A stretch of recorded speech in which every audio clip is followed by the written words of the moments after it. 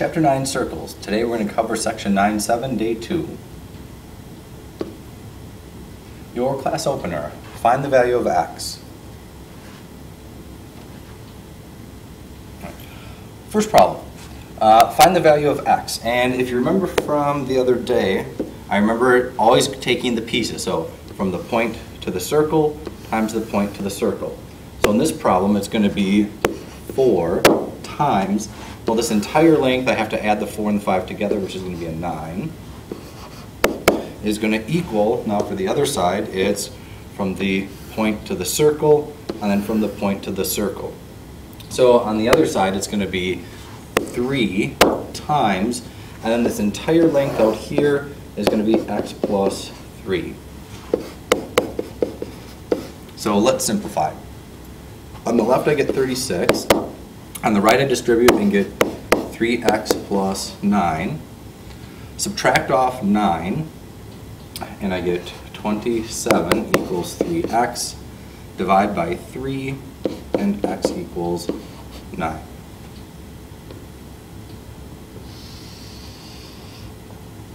Our next problem. I do this one in the same way, and then I'm going to multiply the piece that goes from the point to the circle times from the point to the circle. So I end up getting x times an 8 minus x. And that's going to equal, multiplying the other direction, I end up getting from the point to the circle times from the point to the circle. So that way is going to be 3 times a 4. Distributing on the left, I get 8x minus x squared equals, on the right side is 12. And I notice that I have an x squared in this problem, which means I'm going to have to factor. So I need to get everything onto the same side, and I typically want the squared term to be positive. So I'm going to actually move everything to the right by adding an x squared onto each side and subtracting an 8x. So if I do that, everything cancels on the left and I get 0. And if I arrange it in the proper order on the right, I get x squared minus 8x plus 12. Now for factoring. I notice on the right that there's no common factors, so I think of splitting this into 2 parenthesis groups. I know that x squared is x times x, and now I need to think of 2 numbers that multiply to 12 and add to negative 8. And I notice that multiplying to 12, they're either both positive or both negative. Since I need them to add up to negative 8, they're both going to be negative, and negative 2 and negative 6 will multiply to positive 12, and they'll add up to negative 8. Now, I have to just solve them here, and solving it from this point, I think, what makes x minus 2 equal 0, and what makes x minus 6 equal 0. Well, for the left side, if I add 2 onto each side, I get x equals 2, and on the right, if I add 6 onto each side, I get x equals 6. So I end up with 2 possible answers for this one. X is 2 or 6. Find the value of x. Always setting these problems up the same way. So I'm going to go in here from the point to the circle times from the point to the circle.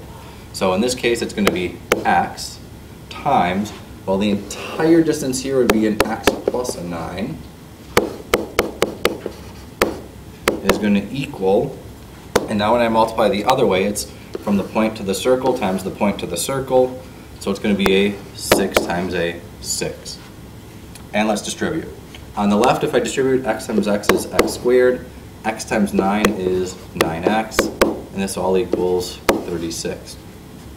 I have a squared term. I'm going to move everything onto one side and factor it. So I'm going to subtract 36, and I get x squared plus 9x minus 36 equals 0. I notice there's no common factors, so I'm going to try to split it into 2 parenthesis groups. I notice that x squared is going to be x times x. And now I need 2 numbers that multiply to negative 36 and add up to 9. And I know that if I'm multiplying to negative 36, it's going to have to be a positive times a negative. And now just which numbers should I end up picking? So I start to go through the combinations of how I can multiply to get 36 in my head. And let's see which one would be a good combination. So I notice 3 and 12, and if I pick a positive 12 and a negative 3, those 2 numbers will multiply to negative 36 and they will add up to 9. So now I'm just thinking either x plus 12 equals 0, or x minus 3 equals 0. I'll subtract 12 for the first one, and I get that x equals negative 12. Add 3 for the next one, and I get that x equals 3. And in this case, I can only use one of the answers. I can only use x equals 3, and here's why. I can't use x equals negative 12 because it's referring to the segment in the diagram, and I can't have negative segment distances. Next problem.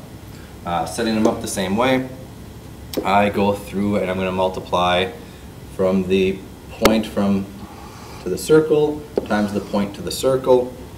In this case, it's going to be x times, well, the whole thing is 16, so how much is this piece over on the left side going to be? So I'm really thinking, how big is that? Well, if the whole piece is 16 and the part up on the top right is x, then this piece towards the left must be 16 minus x. So I need to take my x times 16 minus x. And that's going to equal, multiplying in my other direction, from the point to the circle times the point to the circle, which will be a 6 times an 8.